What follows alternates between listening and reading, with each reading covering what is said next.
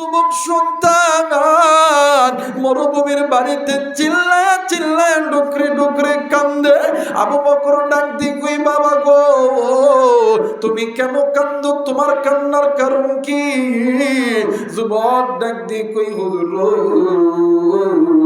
আপনি কি শোনেন না, ওই যে ঘরের ভিতরে আমার কলিজার টুকরা ছোট্ট বোন খানা কান্দে, আমার বাবা এই দুনিয়াতে নাই, আজ থেকে কে আমারে আদর করবে, কে আমারে মহব্বত করবে, কে আমারে জড়ায়া ধরবে, কে আমারে আদর করবে? এই দুনিয়ার জমিনে যেই সন্তানের মা নাই রে, যেই সন্তানের বাবা নাই, তার মতন দুঃখী, তার মতন ইতিমার কেউ নাই রে বন্ধু। এই দুনিয়ার জমিনে মাজার জিন্দা আছে, বাবজার জিন্দা আছে, তার মতন সুখী আর কেউ নাই রে বাবা। হযরত আবু বকর ডাক দিয়ে কই, বাবা গো যেই সন্তানের মা নাই বাবা নাই, ওই সন্তানের জন্য আছেন যিনি আসমান জমিনের মালিক হইতেছেন তিনি। একটু আওয়াজ করে বলেন সুবহানাল্লাহ, আরেকবার বলেন সুবহানাল্লাহ। হায়রে তুমি খালিক, তুমি মালিক, বলেন না তুমি খালিক, তুমি মালিক, তুমি দুনিয়ার মহাজন। হায়রে যার সাথে মোর বান্দায় আছে রে মন, হায়রে যার সাথে মোর বান্দায় আছে রে, বলেন না বলেন না, যার সাথে মোর বান্দায় আছে রে মন। কথা বলেন ঠিক কিনা? লাশের কাপড় যখন চেক করতে গেছে রে বাবাজি গো, এই লাশের কাপড়ের কাপড়টা যখন একটু খুলছে, ও বাবা ওই লাশের ভিতরে থাইকা বিশাল বড় একটা সাপ আল্লাহর নামের জিকির করতে করতে ওই মৃত ব্যক্তির বুকের উপর দাঁড়ায় গেছে। এই দুনিয়ার জমিনে এমন কোন মা নাই রে, এমন কোন বাবা নাই, সন্তান মারা গেলে সন্তানের মানে সন্তানের খাটের উপরে সাপ যদি দাঁড়ায় থাকে, কোন মা কোন বাবা সহ্য করতে পারবে না। এই দুনিয়ার জমিনে এমন কোন সন্তানও নাই, মা বাবা মারা গেছে, মা বাবার খাটের উপরে সাপ এমন করে দাঁড়ায় আছে, কোন মা কোন ছেলে সন্তান কন্যা সন্তানও সহ্য করতে পারবে না। আল্লাহর বান্দার দুইটা সন্তান, একটা ছেলে সন্তান আর একটা কন্যা সন্তান, দুইটা সন্তান ডুকরে ডুকরে ডুকরে ডুকরে কান্দে।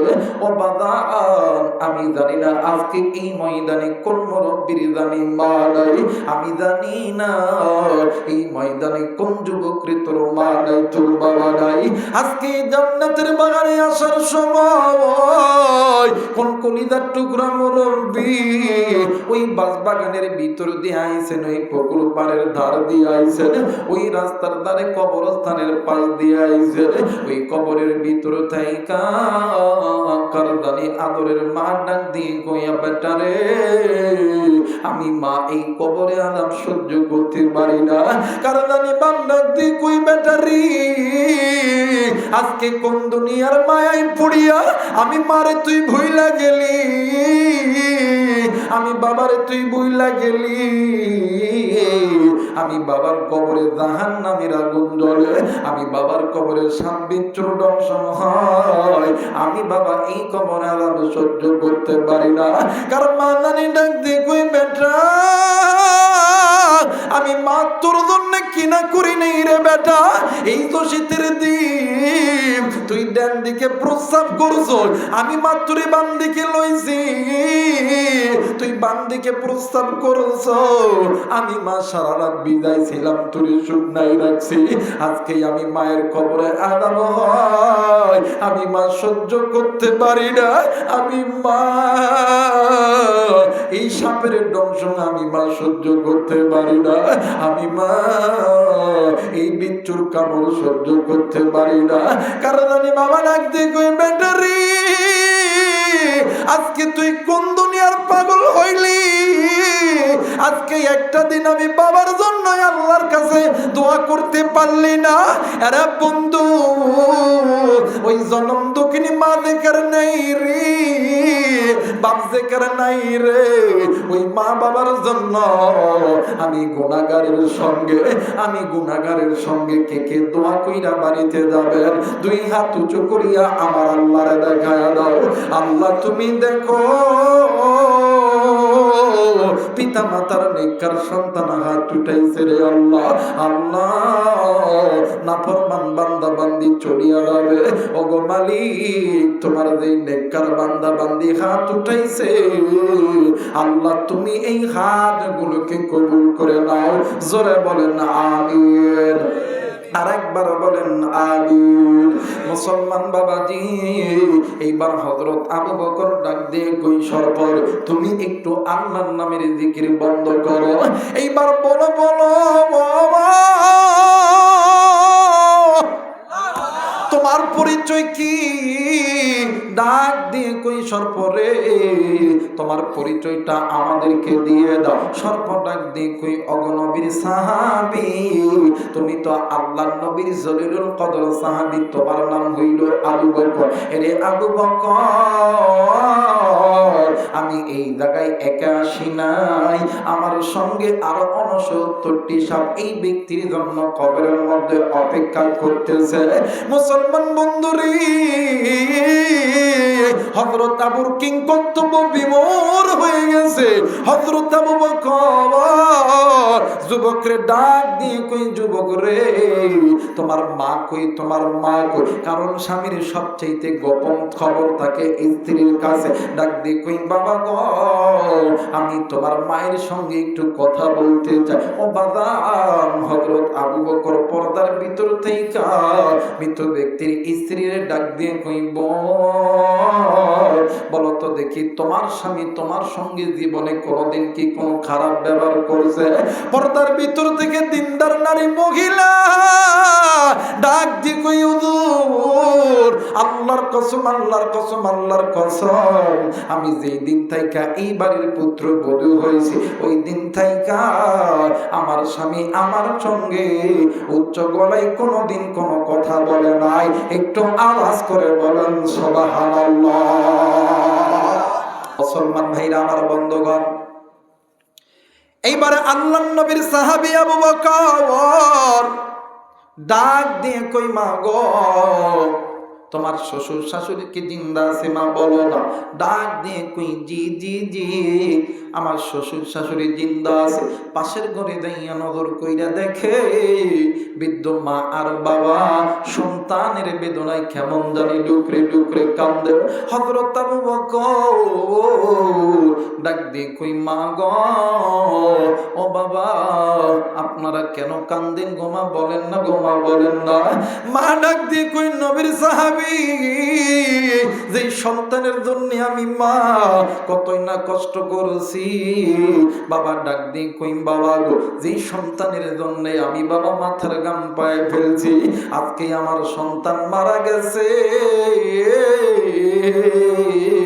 শুধু মারা যায় নাই, আমার সন্তানের বুকের উপরে সাপ দাঁড়ায় আছে। এই পৃথিবীর জমিনে ওই মা ওই বাবা সবচেয়ে বড় কষ্ট পায়। সেই মা বাবা জিন্দা থাকায় অবস্থায় তার সন্তান দুনিয়া থেকে মারা যায়, ওই মা বাবা সবচেয়ে বড় কষ্ট পায়।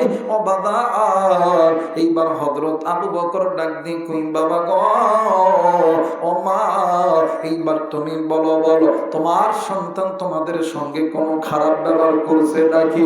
মার বাবা ডাক দিয়ে কই, আবু বকর, আমাদের জানা মতে আমাদের সন্তান আমি মা আর বাবার সঙ্গে কোনোদিন কোনো খারাপ আচরণ করে নাই। কিন্তু আবু বকর, আমাদের অজান্তে যদি আমাদের সন্তান আমাদের সঙ্গে কোনো খারাপ ব্যবহার করে থাকে, আমরা মা আর বাবা আমরা দুজন মিলিয়া আমরা আমার সন্তানকে মাফ করে দিলাম। একটু আওয়াজ করে বলেন সুবহানাল্লাহ। আরেকবার বলেন সুবহানাল্লাহ।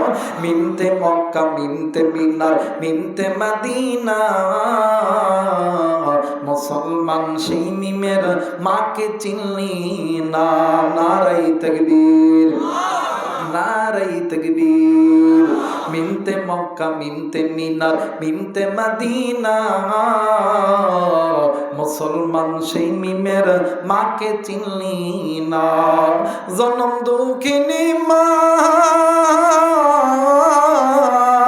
জনম দুঃখিনী মা, গর্ভধারণী মা, দুঃখের দরদি আমার জন্ম দুঃখী মা, দুঃখের দরদি আমার জন্ম দুঃখী মা। মিনতে মক্কা, মিনতে মিনার, মিনতে মদিনা, মুসলমান সেই মিমের মাকে চিনলি না। নারায়ে তাকবীর, নারায়ে তাকবীর। মা ডাক দিয়ে কই আবু বকর, আমরা মার বাবা, আমার সন্তানকে মাফ কইরা দিলাম, তাও যাতে আমার সন্তানকে আল্লাহ মাফ করিয়া দেয়। এরে যুবক, তুমি বড় হওয়ার পরে ওই মায়ের কথা তুমি কেন অবাধ্য হও? ওই বাবার কথায় অনেক ছেলে আছো তুমি অবাধ্য হও।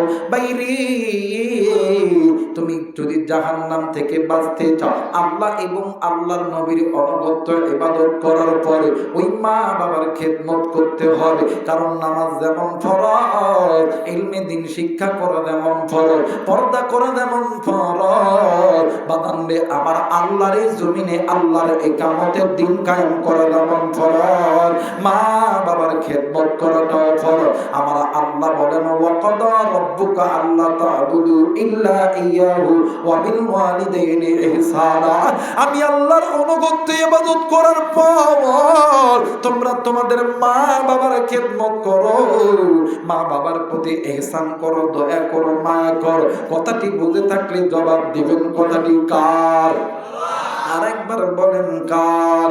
কিন্তু ভাই গো, বর্তমান আমার বাংলাদেশে অনেক সন্তান আছে ওই মা বাবারে বুড়া কইরা গালি দেয়, ওই মা বাবার খেদমত করতে চায় না। কথা বলেন ঠিক না? আমার ভাইরা, আমার বন্ধুগণ, এই জায়গায় অনেক যুবক আছে। কোন যুবক তুমি মায়ের কষ্ট দাও? কোন যুবক তুমি বাবারে কষ্ট দাও? বাদান্নে আমার আল্লাহর কোরআন বলেন তাকুল্লাহুমা উফ। মা বাবা যদি তোমারা আমার আচার আচরণে মা বাবার কষ্ট পাইয়া যদি জবান থেকে উফ শব্দ ব্যবহার করে, ভাইজান তোমার জন্য দুনিয়াটাও জাহান্নাম, আখিরাতটাও জাহান্নাম। আমার ভাইরা, আমার বাবাজিরা রে, দিন নরম করে দিবে। মোবাইল থাকলে রেকর্ড করে নিয়ে জানলে ভাইয়া, এই বয়ান আপনি শুনবেন, আপনার বোনকে শোনাইবেন, আপনার বন্ধু বান্ধবদেরকে শোনাইবেন রে বন্ধু। আত্মার আত্মীয় রক্তের বন্ধন হয়ে আপনাদের নওগাঁ জেলার সন্তান হিসাবে বলে যায়। এই পৃথিবীর জমিনে যত বড় বড় কিতাব আছে, বুখারী বলেন, মুসলিম বলেন, তিরমিজি বলেন, আবু দাউদ বলেন, ইবনে মাজাহ বলেন, মুহাত্তে মালিক বলেন, আরো যত বড় বড় কিতাব আছে, সবচেয়ে বেশি হাদিস বর্ণনা করেছেন হযরতে আবু হুরায়রা রাদিয়াল্লাহু তাআলা আনহু। এরপরে হাদিস বর্ণনা করেছেন হযরতে আনাস রাদিয়াল্লাহু তাআলা আনহু। এরপরে হাদিস বর্ণনা করেছেন উম্মুল মুমিনিন জগৎ জননী মা আয়েশা রাদিয়াল্লাহু তাআলা আনহা। আরে বন্ধু, হযরত আনাস রাদিয়াল্লাহু তাআলা আনহু থেকে বর্ণিত, আল্লাহর নবী একদিন রাস্তা দিয়া হেঁটে হেঁটে যাইতেছিলেন। হঠাৎ করে আমার নবীর কানে কেমন জানি আওয়াজ আসতেছে, কে যেন ডাক দিয়ে কই বাঁচাও বাঁচাও, আমি আর এই আযাব সহ্য করতে পারি না, আমারে বাঁচাও, আমি আর এই কষ্ট সহ্য করতে পারি না। আপনার আমার নবী দয়ার নবী মায়ের নবী রহমাতুল লিল আলামিন আখির জামানার পয়গম্বর ডানে তাকাই বামে তাকাই সামনে তাকাই পিছনে তাকাই আমার নবীজি হঠাৎ করিয়া নিচের দিকে বাম পায়ের দিকে লক্ষ্য কইরা দেখে ও বাদাম নে আমার মাটি কেমন জানি থর কইরা কাঁপতেছে আল্লাহর নবী লক্ষ্য কইরা দেখে ওই জায়গা থেকে কেমন জানি কান্নার আওয়াজ বেশি বেশি আসতেছে আমার নবী দুনো হাত উঠিয়া আল্লাহরে ডাক দিয়ে কই আল্লাহ ও মালিক আল্লাহ আপনি তো আমাকে তামাম সৃষ্টির মাখলুকের জন্য আমি নবীর রহমত কইরা বানাইছো আমি রহমতের নবী জিন্দা থাকতে আল্লাহ উম্মতের কবরে আযাব এটা আমি সহ্য করি কেমনে আল্লাহ তুমি তো আমাদেরকে তৈরি করেছো জাহান্নামে দেওয়ার জন্য তো আল্লাহ বানাও নাই জান্নাতে দেওয়ার জন্য বানাইছো আল্লাহ কিন্তু কেমনে করিয়া এই বান্দারে তুমি জাহান্নামের আযাব দিতেছো আল্লাহ আমি নবী দোয়া করলাম আল্লাহ তুমি এই কবরবাসীকে আল্লাহ তুমি মাফ করিয়া দাও ইতিমধ্যে জিবরাইল আমিন হাজির জিবরাইল আমিন ডাক দিয়ে কই নবী গো ইয়া রাসূলুল্লাহ ইয়া হাবিবাল্লাহ নবীজি আমি আল্লাহর পক্ষ থেকে আপনার কাছে একটা বার্তা নিয়ে আইছি ডাক দিয়ে কই জিবরাইল কি বার্তা জলদি করে বলো না ডাক দিয়ে কই নবী গো আপনি যতদিন দোয়া করেছেন এরপরে আপনি যতদিন দোয়া করবেন নবী গো আপনার দোয়া আল্লাহ কোনোদিন খালি হাতে ফেরত দিবে না কিন্তু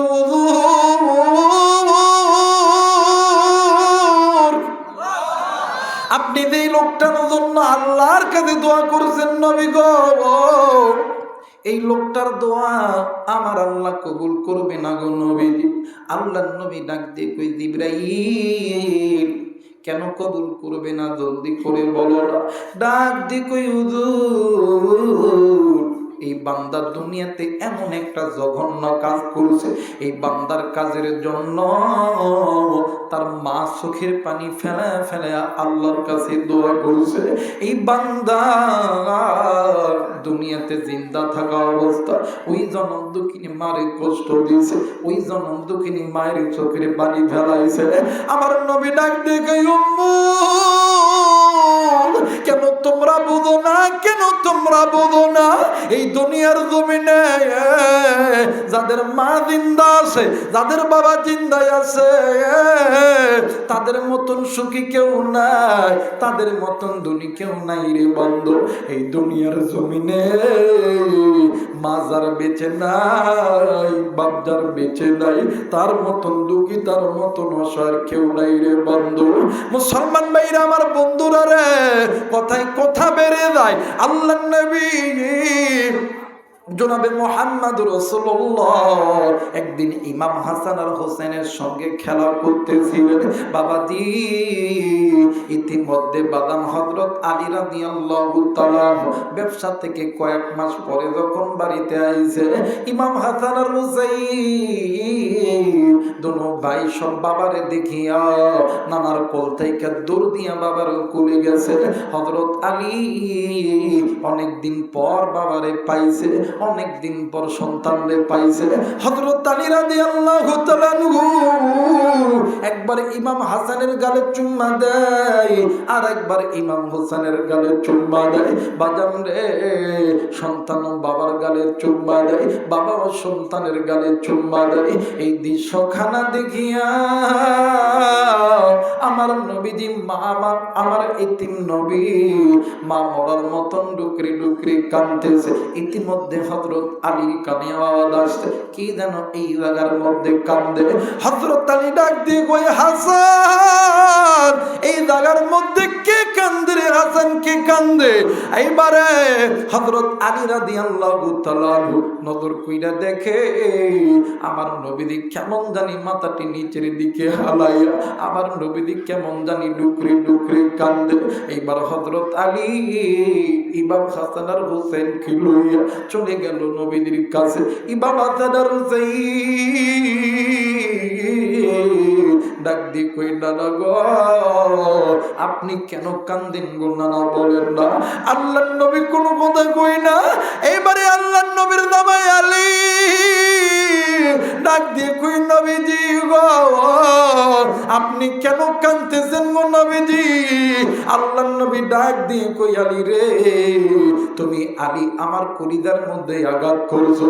ও বাজার এই কথা বলা মাত্রই হযরত আলী কিং কর্তব্য বিমূঢ় হয়ে গেছে। আলী ডাক দিয়ে কই নবী গো আমি কখন আপনারে কলিজার মধ্যে আঘাত করলাম। ডাক দিয়ে কই আলী তুমি যখন ইমাম হাসানের গালে চুম্মা দাও ইমাম হোসেনের গালে চুম্মা দাও তখন তো আমি নবীর মায়ের কথা বলি হইছে বাবার কথা বলি হইছে। আমি নবীর যদি মা থাকতো রে আমি নবীর যদি বাবা থাকতো আমারে তো এমন করিয়া কুড়িয়া আদর করতো। আল্লাহর নবী ডাক দিয়ে কই আলী রে এই পৃথিবীতে যতদিন পর্যন্ত বেঁচে থাকবে আলী আলী রে আমি নবী তোমারে বইলা গেলাম কখনো ইতিম সন্তানের সামনে কখনো তুমি তোমার নিজের সন্তানে আদর করবে না। ইতিম সন্তানের সামনে যখন তুমি তোমার নিজের সন্তানকে আদর করো তখন ওই ইতিম সন্তানের কলিজা বানাইতে পারে না। এরা যুবক বন্ধুরে কোন মায়েরে কষ্ট দিস রে কোন বাবা রে তুই কষ্ট দিস বাইরে এই পৃথিবীর জমিনে ওই মায়ের চাইতে আপন কেউ নাই বাবার চাইতে আপন কেউ নেই। কিন্তু বাবার 2 বছর আগে আমি গুনাহগার আবুর এইখান গাড়ি অ্যাক্সিডেন্ট করছিলাম সেই ফরিদপুর ডিস্ট্রিক্টে ভাই গ নিমিষের মধ্যে পুরো বাংলাদেশ সরে গেছে। আমি মনে হয় মারা গেছি। বন্ধুরে কত বন্ধু কত বান্ধব কত কাছের মানুষ ফোন দেয় ওয়াজ শেষ করিয়া আমি আর কাউরে বলি না। বাড়িতে আসতে আসতে সকাল 10টা বেজে গেছে। আমি ঘুমাইতেছিলাম কিন্তু বারবার ওই অ্যাক্সিডেন্টের দৃশ্যটা আবার চোখের সামনে ভেসে উঠতেছে। ভাই গ এক পর্যায়ে আমি ঘর থেকে বাহির হইয়া বাথরুম ওয়াশরুমে যাওয়ার পরে ফ্রেশ হওয়ার পরে আমি খানা খাওয়ার জন্য মায়ের ঘরে যখন গেছি আমার মা খানা দিছে কিন্তু আমি খানা কেমন জানি খাইতে পারতেছি না।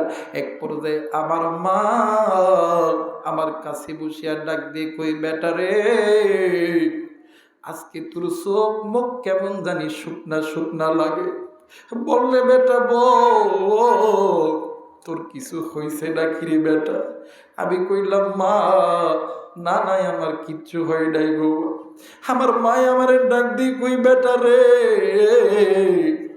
তুই যখন ঘরের দুয়ার থেকে বাইরে হয়ে গেছিস রে বেটা তখন থেকে এখন পর্যন্ত আমি মায়ের কলিজা কেমন জানি বানাইতে পারি না। বেটা রে দুপুর বেলায় একটু খাওয়ার পরে ঘুমাইছিলাম রে বেটা। আমি মা ঘুমের ভিতরে হঠাৎ করিয়া বারবার কানে তুলে দেখি রে বেটা আমি মা ঘুম থেকে উঠিয়া 2 রাকাত নামাজ আদায় করি আল্লাহর কাছে দোয়া করতে আর ডাক দিয়ে কইছি আল্লাহ আমার সন্তানকে তুমি ভালো রাখো সুখে রাখো। আমি আমার নিজের আবেগের আগলায় রাখতে পারলাম না রে বন্ধু। আমি আমার মারে ধরে ডাক দিয়ে কইলাম মা ও মা গো তুই যে নামাজ পড়ি আমি সন্তানের জন্য দোয়া করছো আমার আল্লাহ দোয়া কবুল করছে রে মা। এই জন্য আমার আল্লাহ তোর কোলে আমার ফেরত দিছে রে মা। মাগো মা ও মা গত দিন আমি অ্যাক্সিডেন্ট করছিলাম গো মা। জোহরের নামাজ পড়ার পর খাওয়ার পরে যখন রোডে গাড়ি নিয়েছি মা গাড়িটা অ্যাক্সিডেন্ট হয়েছে মা। আমার মা দুই চোখের পানি ছেড়ে দিয়া ডাক দিয়ে কই আল্লাহ ও মালিক তোমার দরবারে লাখ লাখ কোটি শুকরিয়া। আল্লাহ গো তুমি আমার কলিজার মালিক রে তুমি আমার কাছে ফেরত দিছো রে। বাইরে আমার বাড়িতে ভাই ছিল আমার বাড়িতে ভাবি ছিল, ভাইস্তা ছিল, বোন ছিল, বাতিদি ছিল, কেউ কিন্তু আমার ফোন দিয়ে খবর নেয় না। কিন্তু আমার মায়ের কাছে বোন নেই, কিন্তু মায়ের অন্তর কিন্তু বাদান মানতে পারে নাই রে ভাইয়া। ওই মা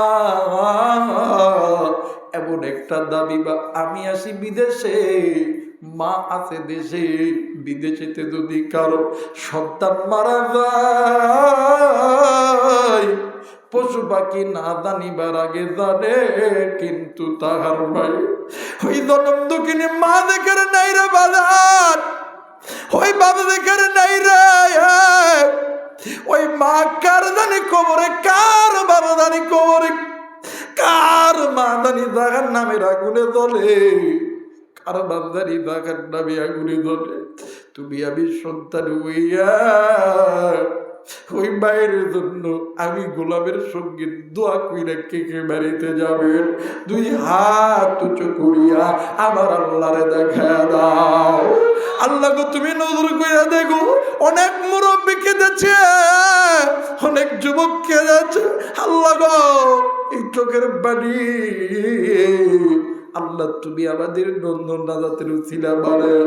আল্লাহ তোমার কাছে বলতেছি রে আল্লাহ, নাফরমান বান্দা বান্দি চলিয়া গেছে, পিতা মাতার নাফরমান বান্দা সন্তান চলিয়া গেছে। আল্লাহ তোমার নেককার বান্দা বান্দি পিতা মাতার নেককার সন্তানরা আছে। আল্লাহ আল্লাহ তুমি এই সন্তানদেরকে কবুল করে নাও। জোরে জোরে বলেন আমিন, আরেকবার বলেন আমিন। মুসলমান বন্ধুরে, কোনো দিকে নজর নাই, খুব খেয়াল করে শোনা যায়। ওই মায়ের জন্য দোয়া করব, কিন্তু বাবার আপনাদের কাছে একটা উত্তর চাই। বলেন তো দেখি, কোরআন নাযিল যিনি করেছেন তিনি কে? আরেকবার বলেন তিনি কে? এই কোরআন 30 পারা কোরআন, আমি এই জায়গার ভিতরে 30 জন আল্লাহর বান্দা চাই রে, 2টা করে কোরআনুল কারীমের হাদিয়া মাত্র 500 টাকা এই মাদ্রাসায় দান করবে। ভাই রে, নাই রে কোনো মায়ের পাগল, নাই রে কোনো বাবার পাগল, মাত্র 2টা করে কোরআনুল কারীমের হাদিয়া মাত্র 500 টাকা এই মাদ্রাসার উন্নতি কল্পে দান করবেন। আসেননি কোনো মায়ের সন্তান, আসেননি কোনো বাবার সন্তান, মায়ের জন্য বাবার জন্য মাত্র 2টা কোরআনুল কারীমের হাদিয়া মাত্র 500 টাকা। আমি গুনাহগার, এই দুনিয়ার জমিনে আবার বাবা নাই, আমি আবার এই জবান দিয়ে আব্বারে আব্বা কইয়া ডাকতে পারি না। আমি আমার বাবার জন্য আজকে এই মাদ্রাসায় 2টা কোরআনুল কারীমের হাদিয়া দিয়ে দিলাম। নাইরে কোনো যুবক, কত টাকা তুমি কত মানুষের পিছনে খরচ করো, কত টাকা তুমি কত বন্ধু বান্ধবের পিছনে খরচ করো, আজকে কি তোমার দিলটা একটু নরম হয় না? ওই মা বাবার কবর আল্লাহ মাফ করে দিবে এই কোরআনুল কারীমের মহব্বতে। আল্লাহ মা বাবার কবর মাফ করিয়া দিবে, আল্লাহ তোমার কোটি কোটি টাকার মালিক বানায় দিবে, আল্লাহ তোমার শিল্পপতি বানায় দিবে। আজকে মুসলমান আল্লাহর সঙ্গে মন বাঁধা নাই বিদায় আজকে মুসলমানের সামনে নবীকে গালি দিলে, মুসলমানের সামনে কোরআনকে গালি দিলে, আজ মুসলমানের সামনে ইসলামী আন্দোলনের বিরুদ্ধে কথা বললে মুসলমান হিজড়ার মতন চুপ করে থাকি একটাই মাত্র কারণ, মুসলমানদের সম্পর্ক কোরআনের সাথে নাই, নবীর সঙ্গে নাই, আল্লাহর সাথে নাই। কথা বলেন ঠিক কিনা? আমার ভাইরা, আমার বন্ধুগণ, হযরত আবু বকর ডাক দিয়ে কই, বাবা গো, যেই সন্তানের মা নাই, যেই সন্তানের বাবা নাই, ওই সন্তানের জন্য আছেন যিনি আসমান জমিনের মালিক, যারা বলেন তিনি কে? হয় না আরেকবার তিনি কে? মায়া কইরা ডাক দেন না, বলেন না আল্লাহ, আরেকবার বলেন আল্লাহ। আমার ভাইরা, আমার বন্ধুগণ, হযরত আবু বকর ডাক দিয়ে কই, বাবা আছেন একজন, তিনি আমার আল্লাহ। কিন্তু আমার সমাজে দেখবেন কিছু কিছু লোক আছে, বাপ মা এতিম সন্তানরে রাইখা দেয়, বড় ভাই হোক চাচা হোক, এই সম্পদগুলা লইয়া দেখবেন ওর সন্তানরে ঢাকাতে ইউনিভার্সিটিতে পড়ায়, মাসে 1 লাখ টাকা বেতন। কথা পায় না? জোরা কয় না?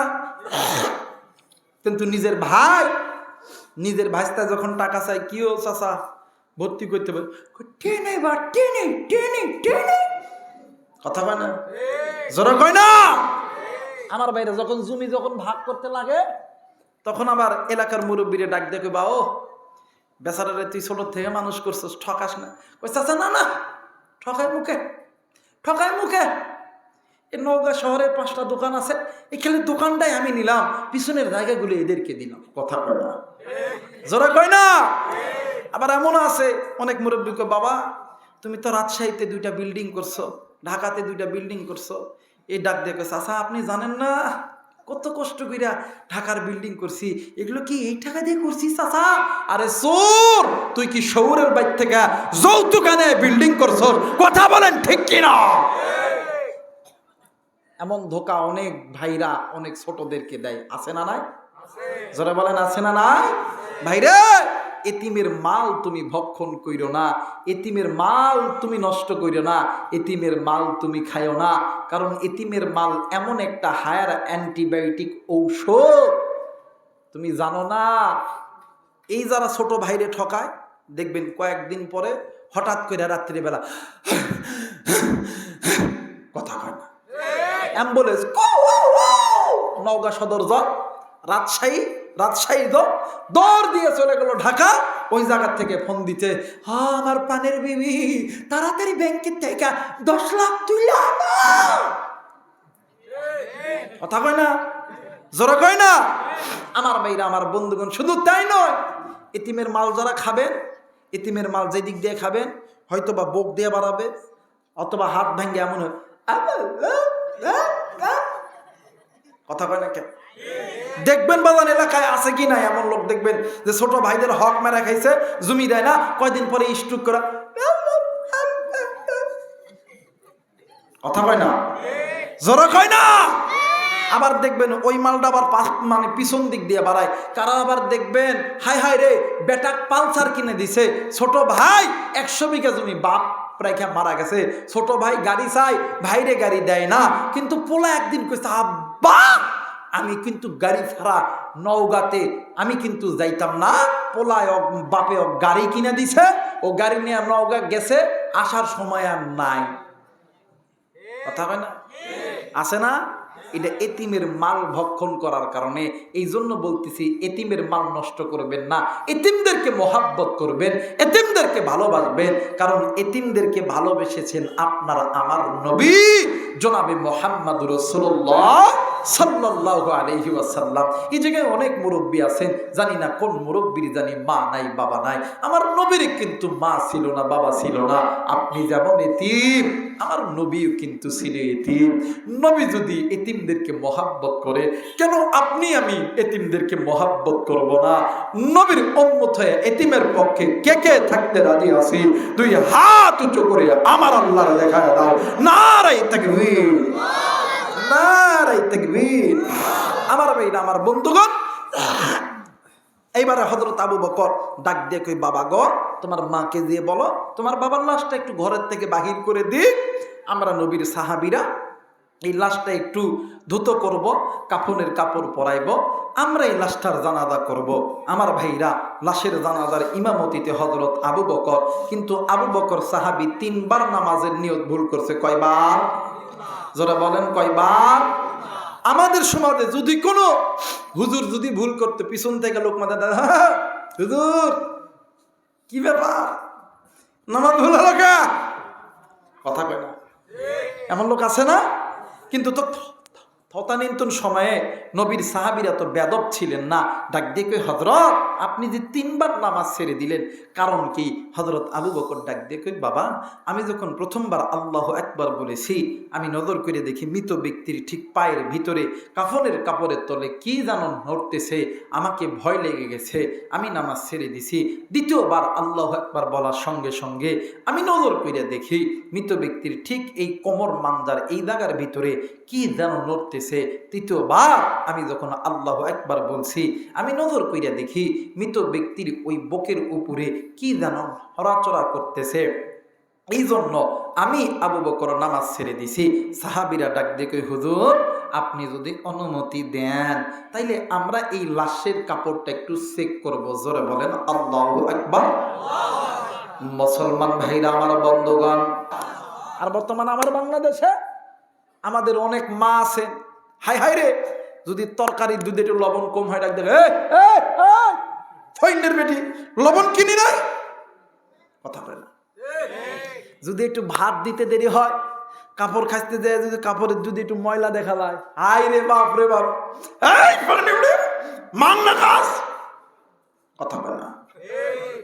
এমন করি না বাদা, কথা বলে না। বউরে মারবেন না, মোহাব্বত করবেন, ভালোবাসবেন। মাঝে মধ্যে কাছে জড়ায় ডাক দিয়ে কইবে, জান আমি তোমার খুব ভালোবাসি, আই লাভ ইউ, সুবহানাল্লাহ কয় না। আরে অন্য বেটিরা আই লাভ ইউ কইলে কবিরা গুনাহ হইব, আর বইলে যতবার আই লাভ ইউ কইবেন আল্লাহ সগীরা গুনাহগুলোকে মাফ করে দিবে। জোরে বলেন আল্লাহু আকবার। মাঝে মধ্যে আমাদের মা বোনদেরকে বাজার থেকে আপেল কমলা লইবেন, পেঁয়াজি লইবেন, 12 মাখা 12 বাজার লইবেন, বাড়ির যা ডাক দেবে, জান আসো তুমিও খাই আমিও খাই, সুবহানাল্লাহ কয় না, জোরে কয় না। আল্লাহর নবী একদিন বিবিদেরকে, সমস্ত বিবিরা ডাক দেখে, ইয়া রাসূলুল্লাহ আপনি বলেন তো দেখি আপনি কোন বিবিকে সবচাইতে বেশি ভালোবাসেন, সুবহানাল্লাহ কইবেন না। আল্লাহর নবী কেবল মুখ দিয়ে বলতে চাইছে, আল্লাহর ফেরেশতা জিবরাইল ডাক দেখে, নবী গো আপনি মহিলাদের কাছে বইলেন না, আজকে বলেন যাইতো না, আজকে আপনি কইেন না। কই কেন? কই আল্লাহ কইছে কালকে, কথা বলেন কবে, জোরে কয় না কবে, কালকে। আল্লাহ নবী ডাক দেখ, কই বিবি তোমরা শুনে না, আমি কারে ভালোবাসি এটা কালকে বলবো, কথা বলেন কবে বলবে, কালকে। তো কালকে যখন আল্লাহ নবী যখন স্ত্রীদের কাছে যাবে, যাওয়ার আগে আল্লাহ নবী প্রত্যেকটা স্ত্রীর জন্য একটা করে খেজুর নিছে। কয়টা? কথা বলেন কয়টা? আমার ভাইরা যে স্ত্রীর ঘরে গেছে, ভাই হাতটা একটু দেন তো, দেই একটা করে খেজুর দিয়ে ডাক দিয়ে কই, শোনো আমি কিন্তু তোমারই ভালোবাসি, আই লাভ ইউ, তুমি কিন্তু কাউরে কইও না, সুবহানাল্লাহ কয় না। এখন সব স্ত্রীর ঘরে দিয়ে একটা করে খেজুর দিছে, একজন স্ত্রী আর একজনের ডাক দেখে, আমার মোহাম্মদ আমারে খুব ভালোবাসে, সুবহানাল্লাহ কয় না। এজন্য বউরে মারবেন না, মহব্বত করবেন, ভালোবাসবেন। এই মহিলাদের কিন্তু একটা মিনি সংসদ হয়, জানেন আপনারা, কথা কয় না। দেখবেন সকালবেলা ভাত রান্না করার পরে 9টা থেকে 10টা, এরপরে আসরের নামাজের পরে দেখবেন একটা মিনি সংসদ হয়, অবু কিবু দেবু না আলা পাতা, কথা কয় না, অবু কিবু দেবু না আলা পাতা। এই বুড়া যখন গল্প করে আর উকুন তোলে, একজন আর একজনের দেখে, কিও তোমারটা তোমার কেমন ভালোবাসে, কয় বাসে কোন রকম, কয় তোমারটা, কয় আমারটা না আমারে খুব ভালোবাসে। যখনই মল্লিকপুর বাজারে যায়, বর্ষাইল বাজারে যায়, আমার জন্যে ডিম আনে, আপেল আনে, আমার এছাড়া কিচ্ছু বোঝে না, আমার অনেক ভালোবাসে, আমিও তারে ভালোবাসি, আই লাভ ইউ, সুবহানাল্লাহ কয়। আর দাম্পত্য জীবনে মানে সুখের দরকার আছে না, যে ঘরের মধ্যে স্বামী স্ত্রীর প্রেম ভালোবাসা আছে, ওই ঘরটা হইতেছে জান্নাতি ঘর, কথা বলেন ঠিক না। এমনও ঘর আছে যে ঘরের মধ্যে আমার ভাইরা আমার বন্ধুগণ, স্বামী একদিক ফোন টিপে, স্ত্রী আর এক দিক টিপে। আমার ভাইরা স্বামী স্ত্রীর দিকে কোনো মাঝখানে একটা বাদান ইন্ডিয়ার বর্ডার দাঁড় করছে, ওই স্বামী স্ত্রীর মধ্যে কোনোদিন মহাব্বত হয় না। আল্লাহর কোরআন বলেন, হুন্না লিবাসুল লাকুম ওয়া আনতুম লিবাসুল লাহুন। প্রত্যেকটি স্বামী তার স্ত্রীর জন্য পোশাক, স্ত্রী তার স্বামীর জন্য পোশাক। এখন ঘরের বউ ছিয়া যদি আপনি জানলার দিকে ফোন টিপেন, বউ কি থাকবে, কথা কেন, বউ কি থাকবে, বউ থাকবে না। এই জন্য বউকে মোহাব্বত করবেন, ভালোবাসবেন। কারণ স্বামীর সবচাইতে গোপন খবর কার কার কাছে থাকে, কথা বলেন কার কাছে, স্ত্রীর কাছে। এই জন্য স্ত্রীকে মোহাব্বত করবেন, ভালোবাসবেন। নির্দেশ কার, যারা বলেন নির্দেশ কার। আমার সমাজে অনেক সন্তান আছে, হায় রে বাপ মারে সালাম দেয় না, কিন্তু শ্বশুর শাশুড়ি সালাম দেয়, আব্বা আসসালামু আলাইকুম, কথা কয় না। যারা আস্তে কথা কবেন মনে করবেন যে ওটার মধ্যে ভেজাল আছে, কথা কয় না কেন। আমাদের এই ধানের এলাকা এটা তো, তাই না, নওগাঁজারে কিন্তু ধানের দিক দিয়ে বিখ্যাত। আমরা কিন্তু ধান যখন লাগাই, এই ধানের মধ্যে ইউরিয়া, সার, পটাশ এগুলো কিন্তু আমরা দিই। এখন কেউ যদি ধানের জমিত না দিয়া ঘাসের জমিত যায়, এই সার সব কিছু দিয়া জিকিরত বসে, আল্লাহ ধান দেন, ধন ধন ধন ধন ধন ধন ধন দেন, দিবে, কথা কয় না। পাওয়া যাবে? ভাইরা, ঘাসের জমির যেমন ইউরিয়া সার পটাশ দিয়ে যেমন ধানের আশা করা যায় না, মা বাবার খেদমত ছাড়া শ্বশুর শাশুড়ির খেদমত করলে আল্লাহর জান্নাত পাওয়া যায়। কথা বলেন যায়? আমার ভাইরা, আমার বন্ধুগণ, শ্বশুর শাশুড়ির চেহারা দিকে তাকাইলে কবুল হজের সওয়াব পাওয়া যায় না, কিন্তু মা বাবার চেহারার দিকে তাকাইলে কবুল হজের সওয়াব পাওয়া যায়। সুবহানাল্লাহ বলবেন না? আর এই মারে অনেক যুবক কষ্ট দেয়, এই বাপরে অনেক যুবক কষ্ট দেয় যে মা বাবা রিক্সা চালায়, ভ্যান চালায় সন্তানকে বড় করছে, মা বাবা অসুস্থ, টাকা চাইছে, বাটারে তোর বাপরে একটু নওগাঁ মেডিকেলে নিতে হইব, কিছু টাকা দিতে হইব। সন্তান অপর দিক মুখ করিয়া ডাক দেবে, টাকা নাই, টাকা নাই। কথা কয় না? আরে যুবক, মা বাবা টাকা চাইলে তোমার হাত পকেটে টাকা থাকে না। আল্লাহর কসম, তুই যত ধনী, তুই যত কোটিপতি শিল্পপতি হ না কেন, তোর সম্পদ কোনোদিনও থাকবে না। কথা বলেন ঠিক কিনা? এই কথা শোনার পর অনেকে চলে যাবেন, যেতে পারেন, কিন্তু পিতা মাতার নেককার সন্তানরা যেতে পারে? কথা বলেন, যেতে পারে? যারা নাফরমানেরা চলে যাব। কথা কয় না কেন? আমার ভাইরা, আমার বন্ধুগণ, যে কথা বলতেছিলাম, আমার দিক তাকা। মা বাবা টাকা চাইলে টাকা থাকে না, কিন্তু শ্বশুর অসুস্থ, রাজশাহী মেডিকেলে, বাপ রে বাপ, কথা কয় না? আমি যাইতাছি, টাকা যা লাগে আমি দিব। কথা কয় নাকি? অথচ মা আর বাবা রিক্সা চালায়, ভ্যান চালায়, চাকরি করে, ডাক্তারি করে, মাস্টারি করে, কৃষি মানুষ, নওগাঁ জমিনে 10 লাখ টাকা বিঘা জমি বিক্রি করিয়া সন্তানদের আর্মি বিডিআর পুলিশ বানাইছে। কথা বলেন ঠিক কিনা? এই সন্তানকে আর্মি বিডিআর পুলিশ বানানোর পরে 5-7 বছর পর বেটা বিয়ে টিয়ে দিছে, বেটা চাকরি থেকে ছুটি দিয়েছে, এসে ঘরে লক দিছে, টং টং, স্ত্রীর দরজা খুলছে, খুলে দেখে স্বামী তড়িৎ গতিতে তোর দিয়ে যায় বিছানায় শুইছে, কোলবালিশ একটা নিয়ে স্বামীর দিকে মুখ না করিয়া অন্যদিকে মুখ করিয়া নাটক শুরু করে। কথা কয় না? যারা আস্তে কথা কইবে এগুলোর মধ্যে ভেজাল আছে, এগুলো বইয়ের কামাই খাওয়াবো। কথা কয় না? অন্যদিক মুখ করে এমন করে, কথা কয় না? এখন স্বামী ডাক দেখে, কি এমন করস কিনলে? তোমার মার বাবার ভাত খাইতাম না।